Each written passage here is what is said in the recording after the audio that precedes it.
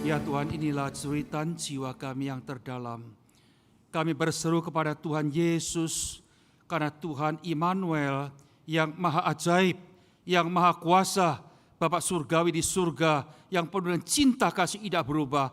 Tuhan, sertailah jemaat-Mu di tempat ini.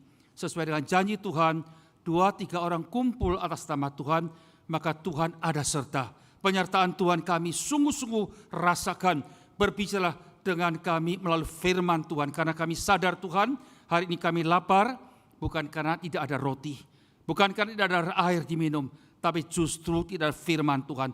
Tuhan tolong, sehingga waktu kami membuka firman Tuhan, membaca, hati kami pun disiapkan, terbuka untuk kuasa Roh Kudus menjelaskan apa yang harus kami lakukan dalam zaman ini. Sehingga Tuhan, dalam hidup ini, gereja Tuhan tidak ditinggalkan. Maka kehidupan kami pun penuh dengan kuasa, mujizat, bahkan berkat yang Tuhan akan curahkan. Kami betul-betul Tuhan menjadi seorang Kristen akhir zaman sesuai dengan panggilan kehendak yang Tuhan inginkan. Terima kasih, hamba minta kepada Tuhan saat ini jamak mereka yang lemah tubuh, jamak mereka yang lemah iman, jamak mereka yang penuh dengan tangisan. Di dalam Kristus ada mujizat, ada pertolongan, dan ada jawaban. Terima kasih. Terima kasih. Dengar doa kami Bapa.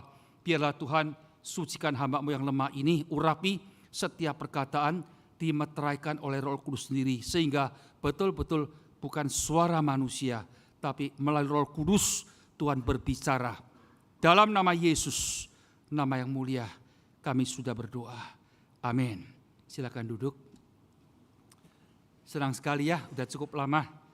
Hampir 2-3 tahun tidak ya di atas mimbar di GKY Surabaya karena COVID, tapi kembali ya kita ketemu ya, senang ketemu ya teman-teman rekan-rekan yang lama. Tuhan masih pakai kalian dan di tempat ini menjadi berkat untuk gereja Tuhan. Saudara-saudara sekalian, saya diminta untuk merenungkan Faksal 19 dari kitab Keluaran Suaici di Sejiucang. Saudara sekalian, Faksal ini turning point yang menentukan.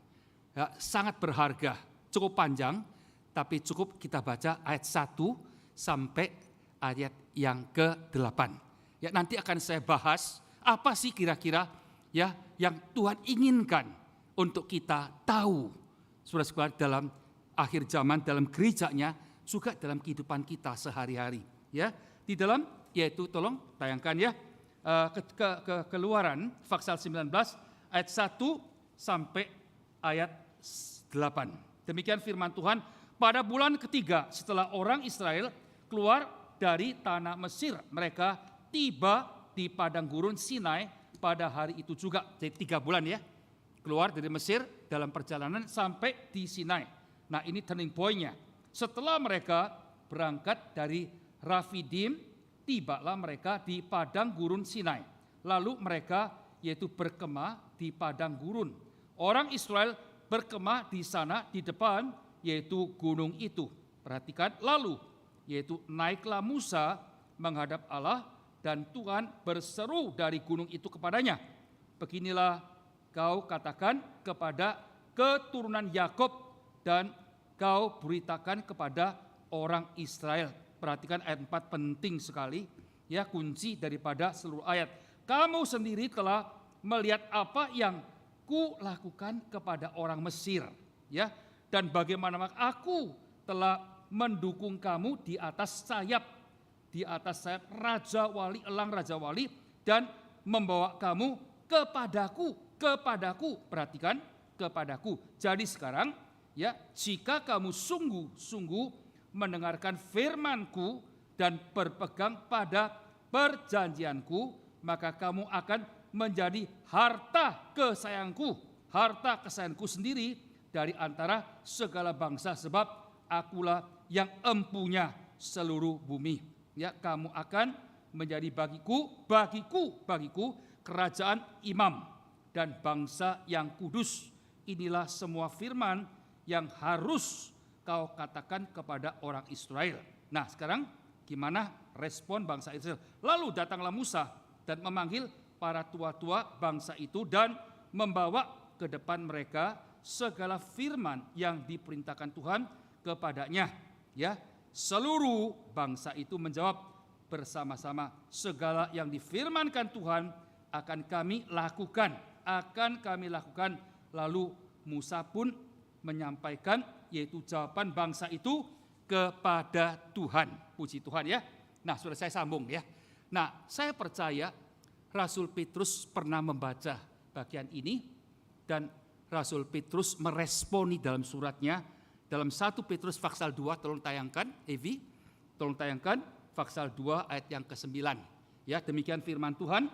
Tetapi kamulah bangsa yang terpilih, imamat yang rajani, bangsa yang kudus, umat kepunyaan. Perhatikan, bagiku, milikku. Sekarang Petrus mengatakan umat kepunyaan Allah sendiri, supaya kamu memberitakan perbuatan-perbuatan yang besar dari Dia yang telah memanggil kamu keluar dari kegelapan kepada terangnya yang ajaib. Saudara sekalian, ini simpulan dari pasal 19, ya, kesimpulan. Jadi apa yang Tuhan maksudkan memanggil dalam anugerah dengan kuat kuasanya, karena menuju kepada yaitu imamat yang terpilih menjadi milik Tuhan. Nah, kita teruskan, lagi sambung ya. Yohanes pasal 14 ayat 1 sampai 3. Nah, ini yang Tuhan berikan kepada kita, anugerahnya itu apa sebetulnya, ya. Pasal 14 ya, tolong 14 Evi ya, ayat 1 sampai ayat yang ke-3. Demikian firman Tuhan. Ya, janganlah gelisah hatimu, kata Kristus, percayalah kepada Allah. Percayalah kepada Allah, ini enggak susah, ya, tapi percayalah juga kepadaku. Nah, ini yang susah. Di rumah Bapakku banyak tempat tinggal. Ya, jikalau tidak demikian, tentu aku mengatakan kepadamu, sebab aku pergi ke situ untuk apa? Menyediakan tempat bagimu, dan apabila aku telah pergi ke situ dan telah menyediakan tempat bagimu, aku akan datang kembali dan membawa kamu ke tempatku, supaya di tempat di mana aku berada kepadamu, yaitu kau juga berada. Saudara sekalian, rumah ini rumah di surga, tapi masih kurang. Ada selangkah lebih maju lagi, yaitu dalam Ibrani yang kita bacakan. Ibrani tolong ya Evi, pasal 12 ayat 28 ya. Nah, ini bukan rumah tapi kerajaan. Jadi karena kita menerima yaitu kerajaan yang tidak tergoncangkan, tianguo ya, bukan tianjia tianguo, marilah kita mengucapkan syukur yaitu dan beribadah kepada Allah menurut cara yang berkenan kepadanya dengan hormat dan takut. Saudara sekalian, setelah baca beberapa pasal tempat ayat Alkitab, saya percaya Anda sudah kira-kira menangkap apa yang akan saya katakan. Pasal 19 adalah satu pasal yang menjadi turning point, di mana ya apa yang Tuhan karuniakan, kerjakan dalam pasal 1 sampai 18. Nah, ini sekarang Tuhan katakan, ini kehendakku, ini kemauanku, ini tuntutanku kepada kamu. Saudara-saudara sekalian, waktu merenungkan, mempersiapkan nats khotbah, ada suatu pertanyaan saya tanyakan kepada Anda. Mungkinkah Yesus Kristus yang mati untuk gerejanya, ya, menebus gereja, tapi akhirnya Tuhan tinggalkan gerejanya? Yang saya maksudkan adalah gereja yang dibangun, yang secara fisik, bisakah? Saudara sekalian, jelas, ya. Kalau ada hari ini ke Australia atau ke Eropa, ke Amerika, tidak sedikit gereja-gereja yang gede, mega church yang dulu dipakai oleh Tuhan itu dilepas. Kenapa? Orangnya kosong. Anak muda udah nggak ada, tinggal orang tua, dan akhirnya tidak bisa membiayai diri sendiri, dijual. Saudara sekalian, 9 tahun yang lalu, 10 tahun yang lalu, ya, kami dari Siluda menggumulin satu pergumulan. Ada tawaran, karena 15 tahun yang lalu kami buka di Sydney satu pos GKY, gereja GKY, belum mendapatkan tempat. Akhirnya tawarkan satu tempat ini adalah yaitu bekas gereja yang besar, gereja yang pernah dipakai oleh Tuhan dalam zaman itu, tapi dijual. Setelah dijual gak bisa survive, dijual kembali kedua kalinya. Nah, kami sedang mencari satu gereja. Ternyata di Sydney tempat ini posisi bagus sekali, dekat, yaitu lalu lintas bis bisa lewat, terus spur, kota itu bisa lewat, bisa turun, bisa jalan, nggak jauh. Parkir merupakan suatu hal yang paling sulit juga ya di Sydney, kota Sydney. Tapi tempat ini bagus sekali, tapi mahal. Berapa kira-kira? 4 juta Aussie dolar. Berarti waktu itu 40 M lebih. 40 M lebih. Beli nggak? Banyak orang mengatakan jangan belilah. Ngapain? Ya 40 M bisa beli banyak kerjaan pelayanan yang banyak. Nah ada orang tanya kepada saya, Homuse beli nggak? Nggak gampang untuk kumpulkan uang waktu itu. Ya 10 tahun yang lalu untuk 40 miliar beli satu gereja. Saya katakan dalam pergumulan saya beli. Kenapa saudara sekalian? Gereja ini pernah dipersembahkan kepada Tuhan, milik Tuhan. Tapi karena kelemahan manusia, Tuhan tinggalkan sampai orang keluar, kosong, dijual. Nah sekarang yang pembelinya gak bisa survive juga, diperdagangkan. Saya lihat tempat itu untuk jualan, untuk dagang. Nah mereka akan dilepas lagi. Dalam hati saya mengatakan kita tebus satu harta milik Tuhan yang pernah didedikasikan milik Tuhan, tapi dijual karena ulah manusia. Bukan tinggalkan gereja, tidak. Tuhan hatinya jelas. Paulus mengatakan Kristus cinta gereja, mati untuk gereja. Tentu yang disebut gereja itu bukan yang bangunan, yang fisik. Gereja yang tidak kelihatan, saudara sekalian. Ya dari dulu, sekarang dan nanti akan datang. Semua itu Tuhan cinta. Tapi saya percaya saudara sekalian, tempat ibadah pun itu merupakan suatu karunia yang Tuhan berikan kepada kita. Saya katakan memang berat. Tapi kalau tanya pribadi saya beli. Harus beli. Untuk menebus. Tapi ingat satu hal. Jangan sampai GKY membeli. Bisa membeli, tapi akhirnya terjadi suatu masalah dalam kehidupan gereja. Masalah kehidupan di dalam kehidupan orang Kristen. Nah kalau demikian Tuhan akan tinggalkan. Nah jangan sampai seperti dunia di Amerika, di Eropa, di Australia yang sudah masuk ke sekuler. Ya, nah saudara-saudara sekalian jauh daripada Tuhan.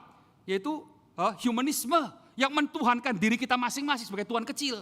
Kalau itu yang terjadi Tuhan akan tinggalkan. Karena apa? Contoh di zamannya Yeskel. Yeskel itu yang bangun bait Allah adalah Salomo. Dengan emas, dengan sangat berharga. Daud pun tidak boleh membangun karena tangan Daud membunuh banyak orang. Yang bangun adalah Salomo anaknya. Ya, Anda kalau lihat di dalam ya catatan itu luar biasa. Nah itu pun Tuhan tinggalkan. Kenapa? Tuhan tidak rela. Kalau Anda lihat Yeskel pasal 9-10, Tuhan itu enggak tega. Rasa sayang, tapi pelan-pelan, step by step tinggalkan gereja itu, bait Allah itu, sampai di jauh. Enggak dalam lagi tempat itu. Saudara-saudara sekalian, awas. Tuhan sangat menyayangkan yaitu baitnya. Waktu dipersembahkan kemah Musa, kemuliaan Tuhan datang. Waktu dipersembahkan bait Allah, kemuliaan Tuhan datang. Dan Paulus mengatakan dalam suratnya kepada Efesus, biarlah dia dimuliakan dalam gerejanya sampai selama-lamanya. Ya, nah bicara mengenai hal ini gimana agar Tuhan tidak tinggalkan gerejanya. Terus memberkati. Gimana dalam kehidupan Anda dan saya secara pribadi, Tuhan menyertai. Nah ini pasal 19 justru mengajar kita. Kalau Anda lihat pasal 1-18 jelas sekali, mujizat terjadi. Kalau bukan kuasa Tuhan, anugerah Tuhan, bangsa Israel 400 tahun di Mesir tidak mungkin keluar. Karena kuasa yang terlalu besar. Tapi Tuhan mengatakan kepada Musa, aku mendengar jeritan mereka. Aku melihat penderitaan mereka. Aku akan turun menyelamatkan Musa. Aku pakai engkau. Nah, kita tahu 10 hukuman yang diberikan kepada tanah Mesir. Ya Firaun akhirnya membuat terpaksa yaitu keluar. Setelah keluar dikejar lagi sampai Laut Kolsem. Yaitu mujizat terjadi lagi. Jadi selama 3 bulan itu mujizat Tuhan terjadi. Di dalam kehidupan untuk mengeluarkan sampai Tuhan katakan, let my people go worship me. Ya biarkan umatku keluar untuk menyembah aku. Itu korban, itu suatu anugerah luar biasa. Tapi saudara sekalian, dalam 3 bulan mereka keluar, harus bersyukur kepada Tuhan. Tapi gerutu, murmured, ya, marah kepada Tuhan. Kami di Mesir ada makanan ini, kami di Mesir ada makanan itu. Di padang belantara enggak ada. Maka Tuhan turun kenapa? Yaitu burung, mana kepada mereka. Saudara-saudara sekalian, waktu 3 bulan, pasal 1 sampai 18, Tuhan sabar. Tuhan melihat ini baby yang masih menangis, merengek-rengek, marah-marah, dibiarkan. Tapi udah sampai waktunya. Setelah selesai 3 bulan, Tuhan katakan, ini hari pertama untuk bulan yang keempat. Tidak boleh begitu lagi. Aku akan membuat bangsa ini semakin sistematik. Karena itu pasal 18 ada 10 pemimpin, 50 pemimpin, 10 fucang, 50 fucang, 100 fucang, 1000 fucang. Nah, itu secara organisasi disusun menjadi suatu negara yang lebih rapi. Tapi juga iman mereka harus ditumbuhkan. Nah, saudara-saudara sekalian, Anda perhatikan tadi ayat yang keempat. Nah, ini adalah ayat kunci dari pasal 19. Kamu sendiri telah melihat apa yang kukatakan kepada orang Mesir. Dan bagaimana aku telah mendukung kamu di atas sayap Raja Wali. Ya, seperti elang Raja Wali, eagle untuk terbang. Membawa kamu kepadaku dan engkau milikku. Saudara-saudara sekalian, ini penting. Ini sangat penting sekali. Kita yang sudah menjadi milik Tuhan harus seperti Paulus. Hari ini seperti aku ini adalah karena anugerah. Ya, adalah orang yang luar biasa, adalah anugerah. Jemaat yang saya kasih, di dalam anugerah Tuhan kita sudah mulai terbuai. Merasa take it for granted, dirasakan biasa, itu harus terjadi. Karena kita terlalu banyak. Enggak, saudara sekalian, ingat ya. Ingat, hari ini Anda dan saya bisa menjadi anak Tuhan. Itu anugerah cinta kasih Tuhan. Saya terus berpikir, kalau hari ini saya bukan jadi orang Kristen, mungkin saya menjadi seorang yang jahat. Ya, yang jahat, betul. Karena apa? Godaan suara, situasi membuat saya menuju kepada jalan semacam itu. Orang Kristen dalam zaman ini banyak hal membuat kita harus introspeksi. Kita tahu 2-3 tahun yang lalu masalah Sambo. Ya, masalah Sambo. Siapa Sambo? Anak Tuhan. Gitu. Kok bisa melakukan hal itu semacam itu? Ya, seorang Kristen, kurang apa kaya, kurang apa posisi, kenapa harus terjadi semacam itu? Bingung. Tapi kesimpulan saya adalah, kalau seperti Sambo bisa orang Kristen itu, berarti aku pun bisa loh. Bukan gak bisa loh. Kalau hari ini Tuhan masih pelihara, itu anugerah Tuhan. Bukan hanya orang Kristen, bahkan hamba Tuhan, kita tahu, yang sudah menjadi hamba Tuhan, pembunuhan terjadi untuk mendapatkan seorang perempuan misalkan. Saudara-saudara sekalian, hal semacam ini sudah seolah lazim. Tapi kelasiman itu justru kita harus introspeksi diri sendiri, saudara sekalian. Makanya kalau Anda terus lihat siapa yang perlu disucikan, diasingkan, harus diperhatikan. Musa, Harun, imam-imam, semua bangsa Israel harus betul-betul menyadari hal ini. Jadi jelas ya, kalau sampai masuk ke ayat keempat tadi, berarti Tuhan mau, ingat, anugerahku itu membuat engkau naik ke tempat yang ya lebih tinggi. Apa? Ya terus ke tinggi. Untuk apa? Di tempat itu bersama dengan Tuhan. Singkat kata, saudara sekalian, kenapa hari ini ya di dalam pelayanan gereja, di antara ya orang-orang pemimpin, anak-anak Tuhan, kok banyak hal terjadi membuat manusia kecewa, saudara sekalian. Membuat gereja kecewa, membuat jemaat kecewa di tempat ini. Karena kita masih mempunyai si aku yang kuat. Tuhan mengatakan engkau milikku. Engkau kembali kepada aku. Engkau bukan engkau lagi, aku. Karena itu berarti, saudara sekalian, di dalam hidup Anda dan saya, kalau saya menyebut orang Kristen, anak Tuhan, hamba Tuhan, saya harus mempunyai pengalaman turun dari takhta pribadi saya. Ya, my self throne itu turun untuk apa? Menyerahkan hak ini kepada Tuhan. Tuhan, hakku aku kembalikan. Karena itu dalam perjanjian lama dikatakan, hai anakku, yaitu serahkan hatimu kepadaku. Ya, ya, kembalikan kepadaku. Paulus melihat hal ini, mempunyai hati Kristus. Saudara-saudara sekalian, bayangkan, kalau si aku itu terlalu kuat, jangankan gereja, suami istri pun gak bisa rukun. Gak usah orang ketiga. Kalau dua-duanya terlalu angkuh, kuat, merasa dirinya benar, tiap hari pasti geger. Satu masalah kecil aja geger. Tapi kita perlu meletakkan, jadi berarti bukan mencari ya dia yang sempurna.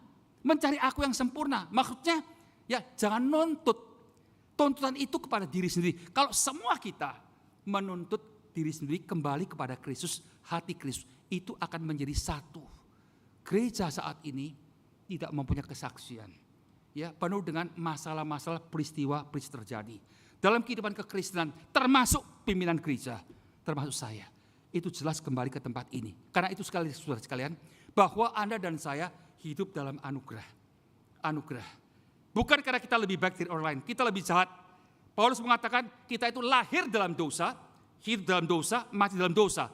Tapi karena Kristus kita hari diselamatkan. Nah, setelah diselamatkan jangan lupa anugerah. Dalam anugerah itu saudara sekalian, terus menuntut yaitu kembali kepada rumah Tuhan. Kembali kepada kerajaan Tuhan. Saudara-saudara sekalian, kalau kita bisa lakukan hal ini, berkat itu pasti akan turun. Mazmur pasal 1 itu merupakan kesimpulan dari Mazmur 150. Kesimpulan, pucong orang desimu. Ya tidak duduk di tempat orang pencemooh. Tidak. Setelah itu ya menyenangi, menyukai firman Tuhan. Nah, orang semacam ini apa dikatakan? Apa yang dia lakukan akan lancar, akan diberkati. Jemaat yang saya kasih, jangan pikir kalau kita di pihak Tuhan kita pasti konyol, kita pasti rugi, kita pasti dihantam oleh tidak. Ada pembela. Sampai saatnya Anda akan melihat berkat itu luar biasa. Karena sekali lagi, ya sekarang ini yang paling penting kita sadar, aku hidup dalam anugerah. Dan gimana anugerah ini terus berkembang menjadi suatu berkat yang besar. Harus turun dari takhta kita sendiri, kesombongan, keangkuhan. Puji Tuhan kalau hari ini Tuhan berkati usaha Anda lebih maju dari orang lain. Puji Tuhan kalau Anda mempunyai IQ lebih pintar, logika yang lebih tajam dari orang lain. Puji Tuhan. Tapi sekali lagi saudara, jangan sampai merasa dirinya hebat. Jangan. Enggak ada. Saya bukan orang kaya, tapi saya kenal jemaat banyak yang kaya. Orang-orang tenar, saudara-saudara sekalian, mereka mempunyai tangisan sendiri, mempunyai pergumulan sendiri, mempunyai kesulitan sendiri. Uang, posisi tidak akan memuaskan seseorang, percayalah. Ya, saya selalu mengatakan waktu muda ada nafsu makan, ya, wei gu hen da, wei gu hen hao,但是没有钱, aku sudah没有钱. Waktu itu tidak ada punya. Sekarang udah tua, ada duit sedikit, tapi udah nggak ada wei gu lah, nggak ada nafsu, nggak boleh. Ya, san kau, xia kau, tang niao kau, semua kau. Jadi nggak boleh makan. Ini kehidupan manusia sangat paradoks sekali, saudara sekalian. Anda bisa menikmati seberapa banyak. Ya, keliling dunia. Sampai terakhir paling bagus di rumah sendiri, paling enak. Gak percaya, cobain aja. Ya, banyak orang yang sudah pensiun, ya, ada duit banyak, keliling dunia. Keliling si tahu最后自己的家是最好. Kembali, kapan kembali? Memang sebelumnya pergi senang. Sekarang banyak orang pergi ya. Ini long weekend ya. Long vacation. Saudara-saudara sekalian, itu hidup manusia. Jadi sekali lagi ya, yang paling senang adalah Anda dan saya puas dengan anugerah. Dan kembali saudara sekalian, yang lebih penting selain kita mendapatkan yaitu tempat di surga. Yesus mengatakan percaya kepada aku. Di tempatku banyak tempat. Aku pergi sediakan tempat. Tolong tanya. Kalau hari ini di antara kita teman-teman saya gak kenal Anda, belum diselamatkan, belum mempunyai jaminan. Saudara sekalian, saya anjurkan Anda, jangan tunggu lagi. Ya, kemarin tadi pagi, ya, saya dibangunkan jam 12 oleh seorang keponakan.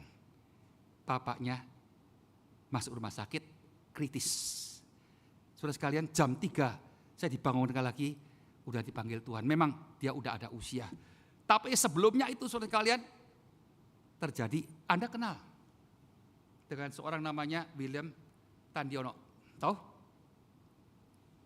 Ya, dia mempunyai mertua yang punya Mayapada. Dia mempunyai engkong yang mempunyai Siloam. Kurang hebat apa? Gitu, Mayapada. Datuk. Saudara-saudara sekalian, tapi William usia 45 tahun yang punya posisi tinggi, saudara sekalian. Yang diharapkan, yang lulusan dari Amerika, posisi tinggi. pagi itu nggak bangun. Nggak ada sakit apa-apa. 45 tahun. Saya percaya Anda tahu lah. Anda orang dagang yang kenal dengan dunia perdagangan semacam ini. Nah, untungnya dia anak Tuhan. Kok bisa terjadi? Kita nggak tahu. Tapi itu terjadi. Ya, seorang juga jemaat kita, saudara sekalian, setahun yang lalu antar anak ke Kanada untuk siapkan sekolah di sana. Dalam perjalanan pulang karena hujan, bukan hujan es ya. Ya, dia anak yang setir. Dia duduk. Ada seekor menjangan lewat, rem masuk ke jurang. Anaknya enggak ada bahasa, dia kecepit. Akhirnya meninggal usia yaitu 49 tahun. Mamanya sangat sedih sekali, ya. Itu anak daripada kabel Supim. Ya, jemaat kita. Saudara-saudara sekalian, saya terus berpikir, hidup ini apa yang terjadi, eksiden itu enggak bisa diduga. Ya, enggak bisa diduga. Saya katakan yang penting saat ini, karena itu dalam kesempatan ini sekali lagi saya akan mengajak teman-teman yang belum mempunyai jaminan. Ya, percayalah Kristus. Anda harus punya rumah di surga. 2 minggu yang lalu saya ditelepon oleh seorang ibu. Dia katakan, saya di Bandung Pak. Saya sedang ketemu dengan seorang konglomerat, nggak boleh disebut namanya. Ya, di Bandung ketemu, diajak ke Pondok Indah. Rumahnya itu besarnya 5.000 meter. Malam itu luar biasa, air mancur yang bisa nyanyi. Ya, tapi setelah fotonya dia, saya lihat yang dikirim ke saya. Wah, dia baru 72, saya 72, 77. Saya lebih muda dari dia. Ya, heran. Duitnya banyak, konglomerat, salah seorang terkaya di Indonesia. Tapi kok begini? Berarti apa, saudara sekalian? Ya, kondisi keadaan keuangan itu tidak menjamin. Bahkan membuat dia itu gelisah dan takut dan sebagainya. Yang saya katakan adalah sekali lagi, dunia penting, Tuhan berkati. Dunia diciptakan oleh Tuhan, Tuhan karuniakan. Puji Tuhan. Tapi sekali lagi saya akan katakan, anugerah Tuhan yang paling besar bukan itu. Adalah keselamatan di atas kayu salib. Paulus mengatakan, aku hari ini menjadi orang yang percaya anugerah. Aku dulu antikristus, yaitu menganiaya gereja. Tapi akhirnya aku menjadi seorang Kristen. Bahkan akhirnya dia mati syahid untuk Kristus. Saudara, kenapa? Anugerah.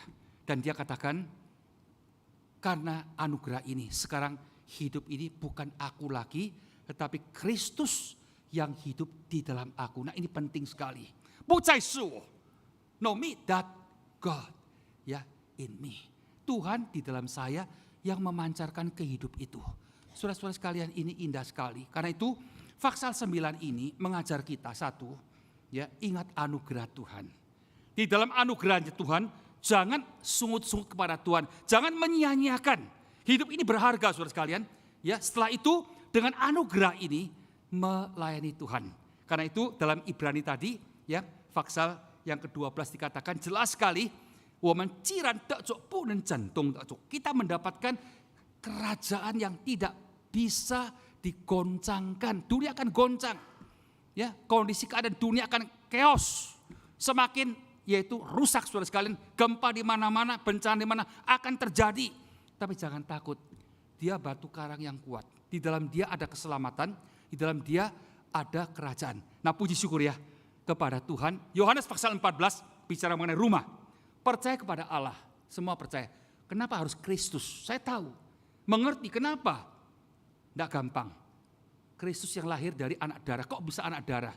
Tidak mungkin, itu tidak normal.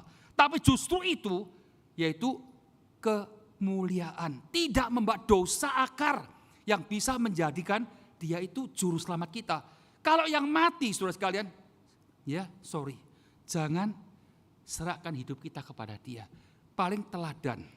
Tapi kalau kita mengharapkan yang mati dan kita sembahyang, akhirnya dia bisa tolong kita? Enggak bisa. Karena mati itu menunjukkan dia juga lahir dalam dosa, hidup dalam dosa, dan mati dalam dosa. Gimana yang mati nolong kita? Enggak. Kristus mati 3 hari, bangkit meninggalkan kubur kosong. Itu kuasanya, itu buktinya sampai saat ini, yaitu nyata, fakta sejarah tidak bisa disungkir. Ini satu hal yang penting sekali. Karena sekali lagi, Anda kalau belum mendapatkan dia, anugerah disiapkan hari ini. Tapi setelah mendapatkan, dikatakan bukan hanya mendapatkan rumah di surga, tapi mendapatkan kerajaan di surga. Gimana? Harus melayani. Harus melayani. Saudara-saudara sekalian, melayani Tuhan Chen Sang Suan, worth it to serve Him. Satu kemuliaan, suatu penghargaan yang luar biasa. Siapakah kita? Kita orang biasa bisa melayani Tuhan yang mulia, yang ajaib. Itu suatu kehormatan yang luar biasa. Berapa banyak Musa sih yang bisa dipakai? Berapa banyak Paulus sih? Tidak. Kita bukan orang terlalu hebat. Kalau hari ini Tuhan mau pakai Anda, itu suatu kehormatan. Saya 12 tahun udah emeritus. Ya, menurut struktur sinode gereja harus step down. Saya udah step down. Tapi puji Tuhan, sampai sekarang 12 tahun. Ya, saya tetap melayani di satu yayasan GKY, bukan milik saya. Yang kelima, yang paling sulit. Ya, tapi yang paling berarti bagi saya. Ya, saudara sekalian, orang bertanya, Homuse udah emeritus, keluarga semua di Amerika. Ngapain suami istri tinggal ke Amerika aja?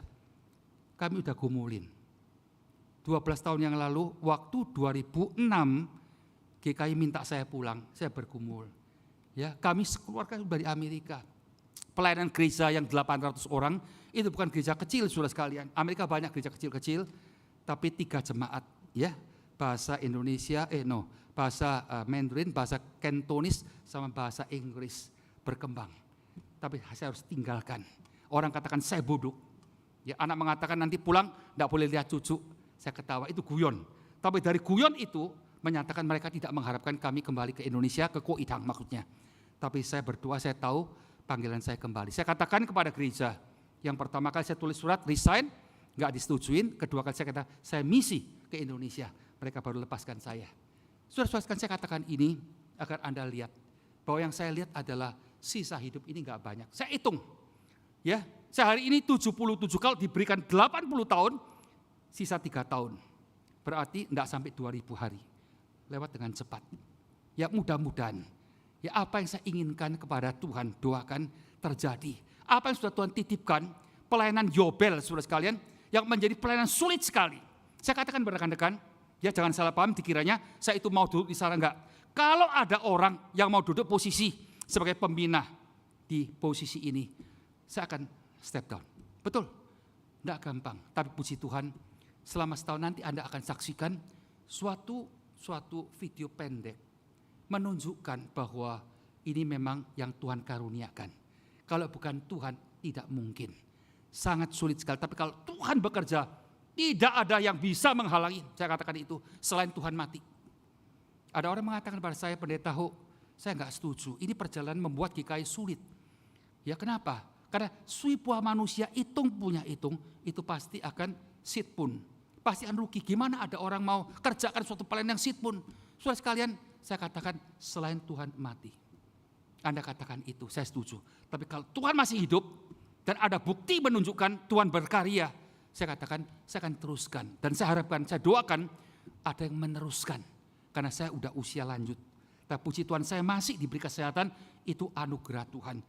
Seperti yang saya kasih, waktu saya siapkan tema ini, Vaksal ini diberikan oleh gereja. Saya katakan ini indah. Setelah mendapatkan anugerah, what the next? Kita tinggalkan, kita lewatin, kita biarkan, tidak. Kita bertanggung jawab terhadap anugerah Tuhan. Keselamatan itu kita harus beritakan, berkat itu harus kita teruskan, sehingga generasi lepas generasi bisa kenal kepada Kristus. Semoga Tuhan tolong.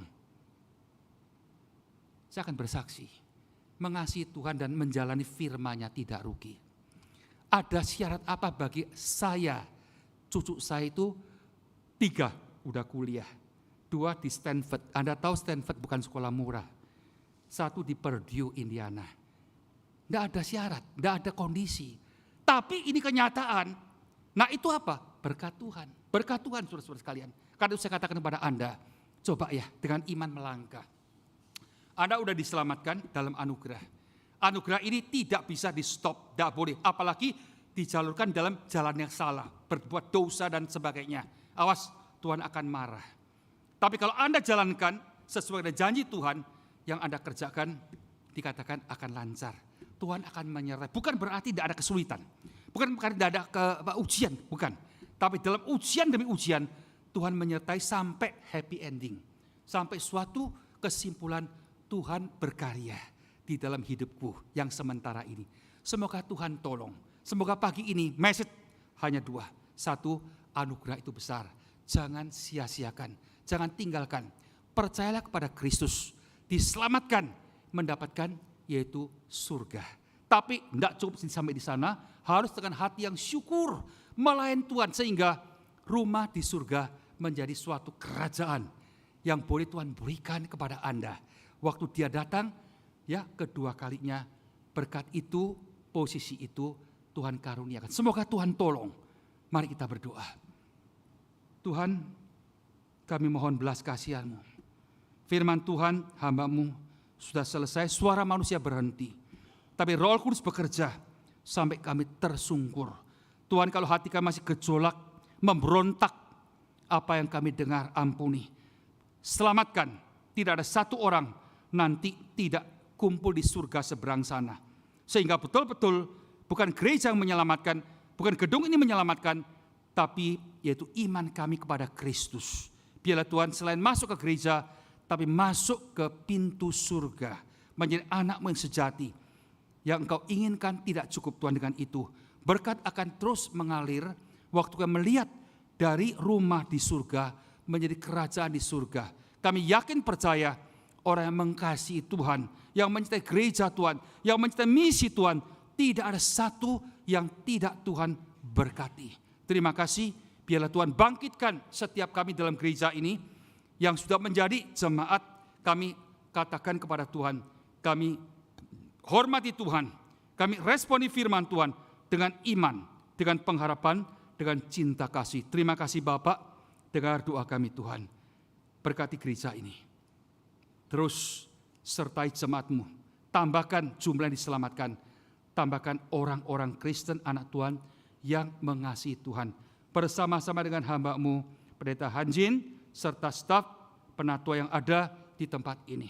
Kami yakin percaya, di tempat ini Tuhan akan berkarya. Di tempat ini takhta Tuhan akan dibangun. Di tempat ini cinta kasih Tuhan akan dialirkan. Sehingga tempat ini menarik banyak jiwa kembali kepada Tuhan. Dalam nama Yesus Kristus.